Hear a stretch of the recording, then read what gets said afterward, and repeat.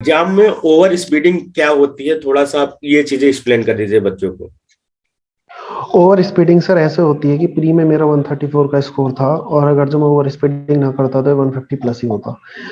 जब मैंने जीएस करी, सबसे पहले मैंने जीएस की एक, इसके बाद में ये बताऊंगा प्री के पेपर को अटेम्प्ट कैसे करना चाहिए, क्यों कैंडिडेट्स का स्कोर अच्छी तैयारी के बाद भी कम रह जाता है।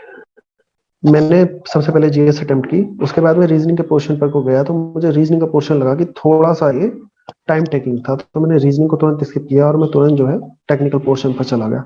टेक्निकल पोर्शन मेरा नॉर्मल आया था, तो मैंने शुरू के 50 क्वेश्चन को बहुत ज्यादा हाई स्पीड से बनाया, और उस वजह से मैंने उसमें जबरदस्त मिस्टेक्स की। और लास्ट के 50 क्वेश्चन थोड़ा न्यूमेरिकल बेसिक्स के थे, उसमें न्यूमेरिकल थोड़े ज्यादा थे, तो मैंने उनको थोड़ा अच्छे से बनाया, और मेरे उसमें 50 में से कुछ क्वेश्चंस मैंने छोड़े थे, लेकिन जितने भी मैंने किए थे उसमें सिर्फ 3 क्वेश्चन गलत थे, जबकि शुरू में मेरे 18 क्वेश्चन गलत हो गए थे शुरू के 50 के सेट में। और ये कारण था कि ओवर स्पीडिंग थी, क्योंकि वो क्वेश्चन इतने ईजी थे कि मैं उन्हें कभी सोते जागते भी गलत नहीं कर सकता, लेकिन वो ओवर स्पीडिंग की वजह से मैंने उन्हें गलत कर दिया। तो ओवर स्पीडिंग ना करें। आप 4 या 5 क्वेश्चन कम करेंगे तो दिक्कत नहीं होगी, लेकिन आप ज्यादा करने के चक्कर में जो बहुत ज्यादा क्वेश्चंस को गलत कर जाएंगे, तो मेरे हिसाब से आपका स्कोर बहुत ज्यादा नीचे चला जाएगा। और ना ही मेंस में ओवर स्पीडिंग करें, क्योंकि मेंस में मैं आपको ओवर स्पीडिंग के 2 एग्जांपल भी दूंगा दोनों एग्जाम्स में। 2018 में क्वेश्चन आया था मेंस में, उसमें वॉल प्रेशर निकालना था। तो यूजुअली जो क्वेश्चन होता है 95% जो है एक्टिव वॉल प्रेशर का आता है, लेकिन उन्होंने वॉल प्रेशर एट रेस्ट दे दिया था। क्वेश्चन बच्चों ने क्वेश्चन देखा और फटाक से बनाना शुरू कर दिया बिना पढ़े। 25 मार्क्स से 20 मार्क्स का क्वेश्चन था, और जब एग्जामिनेशन हॉल से बाहर आए तब पता चला क्वेश्चन तो एक्टिव वॉल प्रेशर है, वो वॉल प्रेशर एट रेस्ट का था। 20 में से 0 मिला। लेकिन अगर जो उस लाइन को ठीक से पढ़ लेते तो 20 में से 20 मिलता। तो ओवर स्पीडिंग यहाँ आपके स्कोर को नीचे और ऊपर दोनों तरीके से आपको कर सकती है, इसलिए क्वेश्चन को अच्छे से पढ़िए, समझिए, उसके बाद पेन उठा के लिखिए। 2019 में क्वेश्चन था जिसमें वॉइड रेशियो था, वो डेंसिटी इंडेक्स निकालना था, उसमें परसेंटेज ऑफ वर्ड्स दिया हुआ था। बच्चों ने सब वर्ड रेशियो पढ़ के बना दिया।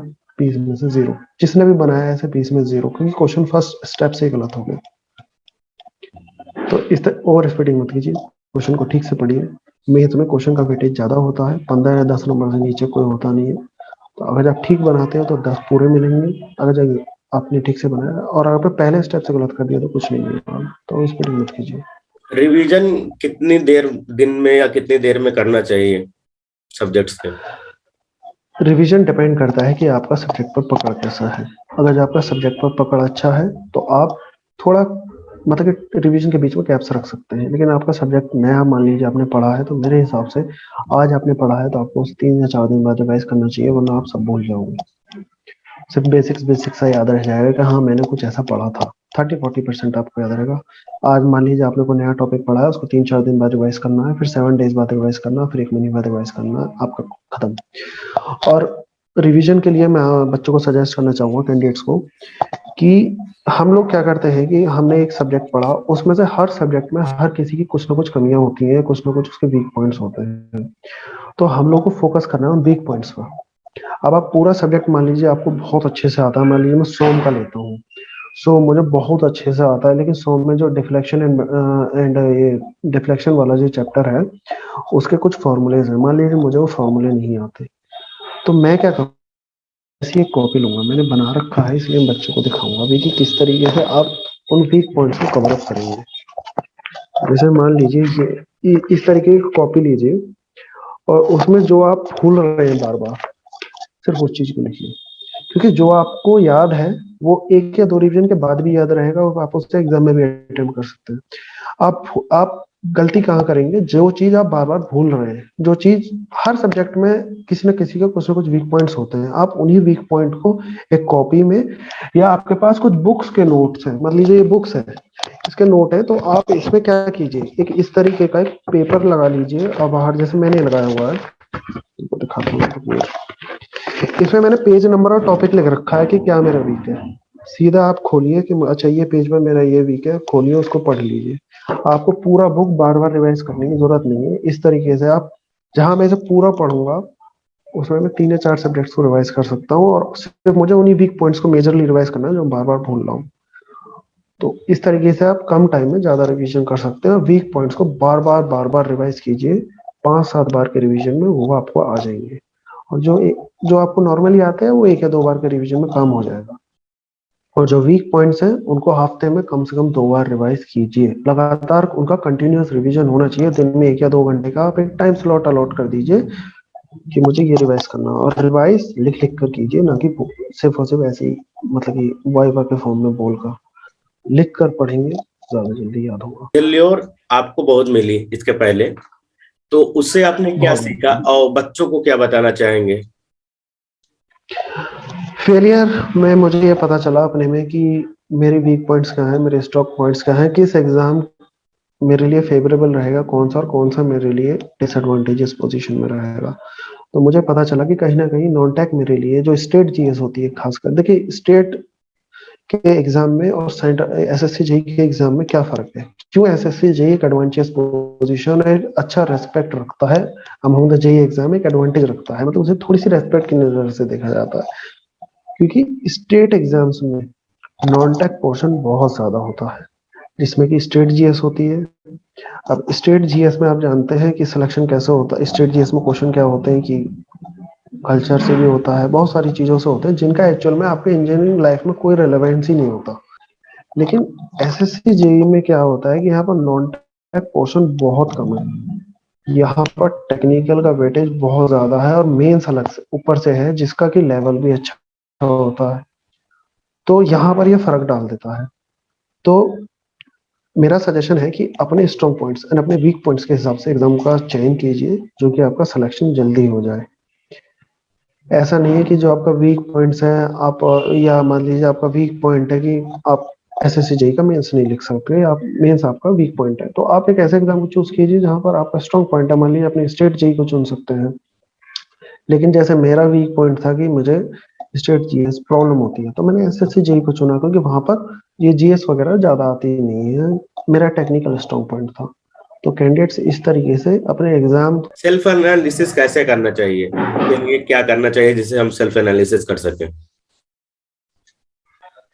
सेल्फ एनालिसिस के लिए सबसे पहली बात तो, सेल्फ एनालिसिस मेरा तभी हो गया था जब मैं फेल हो गया था, तो उससे मुझे कहीं ना कहीं मैंने सेल्फ एनालिसिस किया कि मैं क्यों फेल हुआ, तो पता चला कि मैं नॉन टेक में वीक हूँ।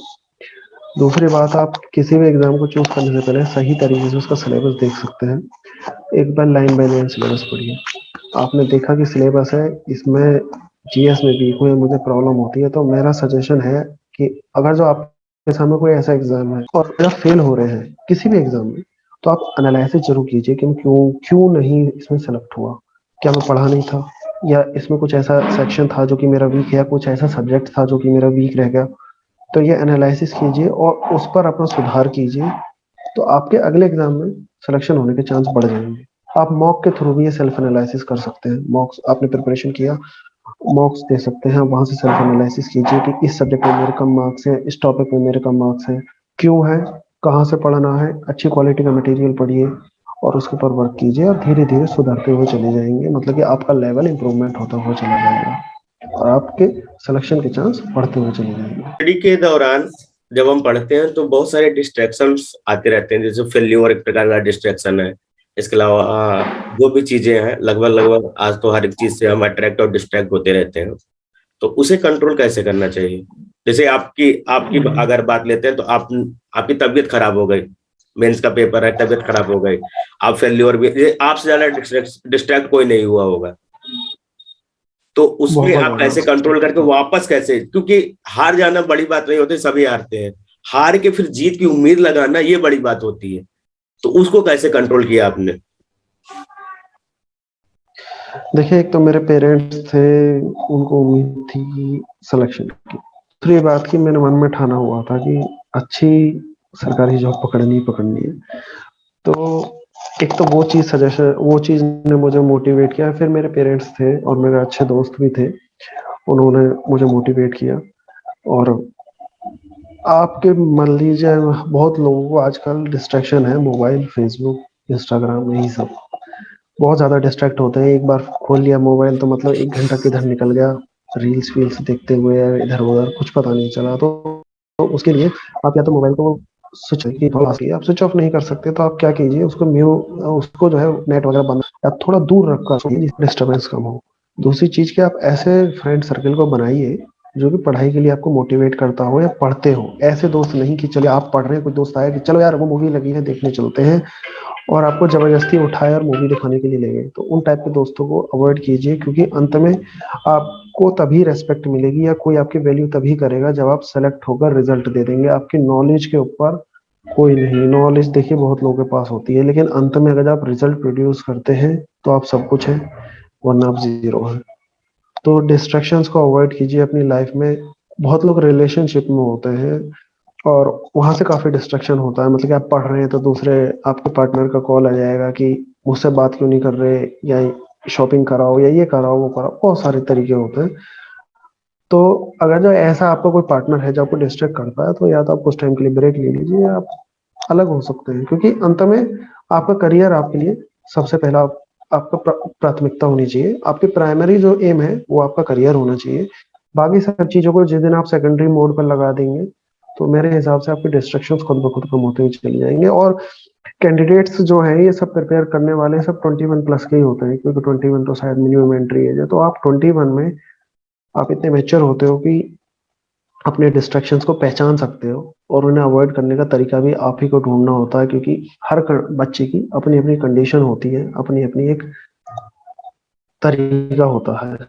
तो अगर 21 के हैं, मैच्योर हैं, तो मेरे हिसाब से अपने डिस्ट्रैक्शंस को पहचानिए, उन्हें नजरअंदाज मत कीजिए कि हो जाएगा, एसएससी जेई तो ऐसे ही हो जाएगा। एसएससी जेई बहुत टफ एग्जाम है, ये मिनी आईईएस है, एक प्रकार से ले सकते हैं। ये बहुत टफ है, ये स्टेट जेई से टफ है। यहाँ पर ऑल इंडिया कंपटीशन होता है, सीट्स कम होती है, तो तो सबसे इसलिए लास्ट वाला पढ़ाई क्वेश्चन अच्छे से मेरा ये कीजिए। रहेगा कि जो बहुत से टॉपर्स में पूछता हूँ, शायद आपको क्वेश्चन पता होगा कि आप इंजीनियर गुप्ता ऑफिशियल को कब से फॉलो कर रहे हैं? शायद 2019-18 से मैंने इनको फॉलो करना शुरू किया था। कुछ इंटरव्यूज मैं भी सुनता था, तो उनसे मैं सजेशंस लेता था कि क्या पढ़ना है क्या नहीं पढ़ना है। मैं एक बात बताना चाहूंगा, पढ़ने ना पढ़ने से याद आया कि बहुत सारे बच्चे क्या करते हैं कि जो सेल्फ प्रिपरेशन करते हैं, उन लोगों की बात कर रहा हूँ, वो गलती क्या करते हैं कि वो उनको पता नहीं होता कि क्या बुक पढ़नी है। तो वो लोग क्या करेंगे, यूट्यूब पर सर्च मारेंगे कौन सी बुक पढ़नी है, वहां पर हर सब्जेक्ट की एक एक बुक दी होती है, वो जोश में आकर उन सारी बुक्स को पकड़ लाते हैं और पढ़ने की शुरुआत करते हैं।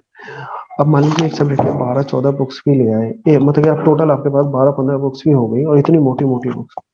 आप थ्योरेटिकल पॉइंट से भी आप देखिए जाए तो, प्रैक्टिकली तो छोड़िए, थ्योरेटिकल पॉइंट से भी आप उनको रिवाइज नहीं कर सकते स्टिपुलेटेड टाइम में। तो वो गलती ना करें। आपको पीएचडी नहीं करनी है, एग्जाम क्रैक करना है।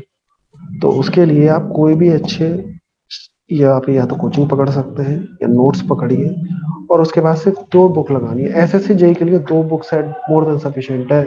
एक तो ये आईएएस मास्टर्स की एसएससी जेई के प्रीवियस ईयर, और ईएसई। या ईएसई नहीं लगाना चाहते तो फिर आप गुप्ता एंड गुप्ता लगा सकते हैं। अगर आपने 2 को अच्छे से पढ़ा और आपके नोट्स को 7 से 8 बार अच्छे से रिवीजन दिया है, टाइम कम है तो 3-4 बार में हो जाएगा, लेकिन वीक पॉइंट्स को 7 से 8 बार अगर आपने रिवीजन दिया है, प्रैक्टिस किया है, डेफिनेटली आपका एग्जाम क्रैक हो जाएगा। चलिए ये बंदी जी, गलती बहुत मत अच्छा कीजिए लगा आपके कि साथ नहीं इंटरव्यू बुक करके। चल रही।